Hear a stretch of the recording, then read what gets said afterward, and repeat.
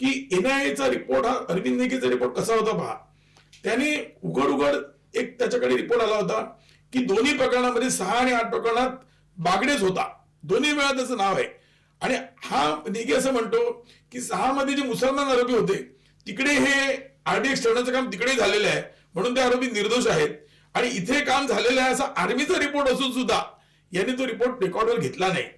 अशा प्रकारचं त्यांनी कृत्य केलं. म्हणजे अरविंद नेगीचं जे पक्षपाती कृत्य होते स्पष्ट होतं. तुम्हाला एक गंमत सांगतो, साध्वी प्रज्ञासिंग ठाकूर यांनी एक अर्ज केला की मी आजारी आहे, मला जामीन मिळावा. त्या अर्ज जो आहे ना तो मला वाटतं 12 किंवा 13 पानांचा होता. आणि त्याला विरोध करणाऱ्या अरविंद नेगीने शपथपत्र दाखल केलं ते 690 पानांचं होतं. बरं. त्यामध्ये त्यांनी काय केलं की साध्वींचं जणू काय पूर्ण हिस्ट्री त्यांनी शोधून काढली.